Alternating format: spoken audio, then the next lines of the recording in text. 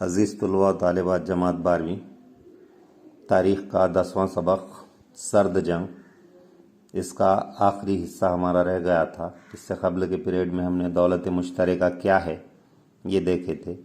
آج ہم دولت مشترکہ میں بھارت کا کردار کیا رہا ہے اس کے بارے میں دیکھیں گے۔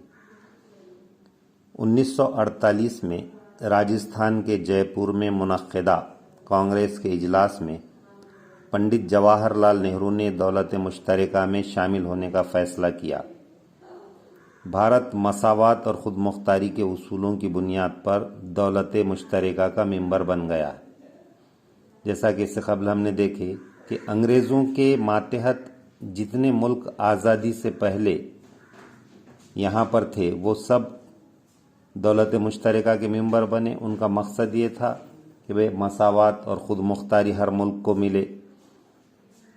اس فیصلے کے پیچھے اس وقت کے حالات کار فرما تھے، جیسے بھارت کو درکار فوجی ساز و سامان کی انگلینڈ کی جانب سے فراہمی، بھارت کو ملنے والی غیر ملکی زر مبادلہ کی سہولت، بھارت سے برآمد ہونے والی اشیاء پر انگلینڈ کے بازاروں میں ملنے والی ٹیکس کی سہولت، اور بھارت کے خلاف پاکستان کے پروپیگنڈے پر روک لگانے کے لیے دولت مشترکہ کا ایک پلیٹ فارم کے طور پر استعمال کرنے کے خیال سے بھارت نے دولت مشترکہ کی رکنیت قبول کی۔ جب بھی کوئی ملک آزاد ہوتا ہے تو اس کے سامنے کئی مسائل ہوتے ہیں، تو بھارت کے سامنے بھی یہی مسئلہ تھا آزادی کے بعد کہ اس کو فوجی ساز و سامان یہ انگلینڈ کی جانب سے مل رہے تھے، زر مبادلہ جو غیر ملکی آتا ہے انٹرنیشنل کرنسی، وہ بھی سہولت بھارت سے جو ہے تو برآمد ہونے والی اشیاء کے ذریعے انگلینڈ کے بازاروں سے اس کو مل رہی تھی، اور پاکستان جو بھارت کے خلاف پروپیگنڈا یا پرچار کر رہا تھا اس کو روک لگانے کے لیے بھارت کو دولت مشترکہ کا ممبر بننا ضروری تھا۔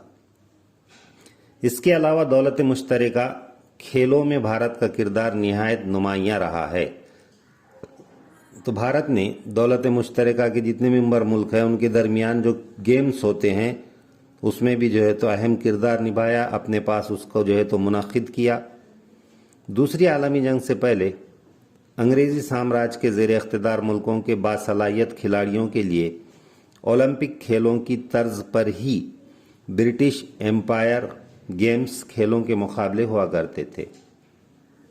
تو جو صلاحیت مند کھلاڑی ہے ان کے لیے جیسے اولمپک کھیل ہوتے تھے تو اسی طرز پر انگلینڈ کے اندر جو ہے تو برٹش ایمپائر گیمز کے مقابلے ہوتے تھے، تو اس لیے بھارت کو جو ہے تو کھیلوں کے انعقاد کی جو ہے تو تجربہ تھا۔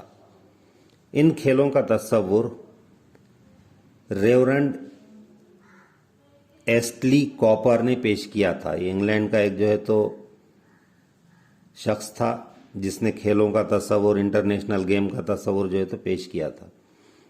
1950 کے بعد سے ان کھیلوں کو کامن ویلتھ گیمز کے نام سے کہا جانے لگا یا جانا جانے لگا۔ تو 1950 سے پہلے جو ہے تو یہ برٹش ایمپائر گیمز کے نام سے تھے، لیکن 1950 کے بعد اس کو کامن ویلتھ گیمز کے نام سے جانا جانے لگا۔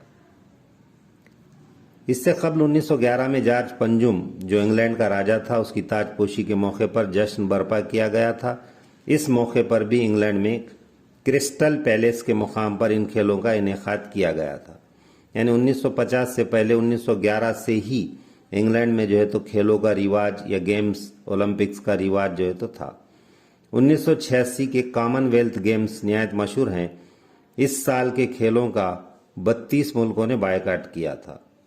تو 1986 میں جو عالمی کامن ویلتھ گیمز ہوتے ہیں اس وقت 32 ملکوں نے اس کا بائیکاٹ کیا تھا، لیکن بھارت اس میں شریک ہوا تھا۔ ان ملکوں کا مطالبہ تھا کہ انگلینڈ کو جنوبی افریقہ میں نسلی بھید بھاؤ کی پالیسی کو تبدیل کرنا چاہیے۔ وہ جو ہے تو بائیکاٹ کرنے کا کھیلوں کا مقصد جو 32 ملکوں کا تھا کہ افریقہ میں جو کالے اور گورے نگروں کا بھید ہے وہ جو ہے تو کم کرنے کے لیے انگلینڈ نے کوشش کرنا چاہیے۔ انگلینڈ نے اس مطالبے کو تسلیم نہیں کیا، اس لیے اس وقت کے بھارت کے وزیر اعظم راجیو گاندھی نے بھی کامن ویلتھ گیمز کا بائیکاٹ کرنے کا فیصلہ کیا۔ تو بعد میں بھارت کو بھی یہ فیصلہ لینا پڑا کہ بھارت نسلی امتیاز کے خلاف ہے، تو اس وقت کے نوجوان وزیر اعظم راجیو گاندھی نے بھی کامن ویلتھ گیمز سے اپنے آپ کو دور رکھا، اس کا بائیکاٹ کیا، کیونکہ جنوبی افریقہ کے نسلی بھید بھاؤ کو ختم کرنے کے لیے۔ 21ویں صدی میں بھارت ان کھیلوں میں اہم کردار نبھاتا آ رہا ہے۔ تو اس طریقے سے بھارت اور دولت مشترکہ، اس کا ناطہ یا اس کا رشتہ بہت پرانا ہے، اور بھارت نے ہر وقت دولت مشترکہ کے ایک ممبر کی حیثیت سے تعاون کیا ہے۔ اب اس کے بعد جو آگے 2 سبق بچے ہوئے ہیں، اس میں بھارت میں کس طرح تبدیلیاں رونما ہوئی، اس کے بارے میں جو ہے تو ہم کو دیکھنا ہے، کیونکہ بھارت میں ہونے والی سیاسی تبدیلیاں، سماجی تبدیلیاں اور مختلف قسم کے جو ہے تو منصوبے، جواہر روزگار یوجنا، جتنے اسکیمز ہے حکومت کے، یہ سب کو اگلے 2 سبق میں ہم کو جو ہے تو دیکھنا ہے۔ اس کے بعد ہمارا سلیبس جو ہے تو ختم ہوگا۔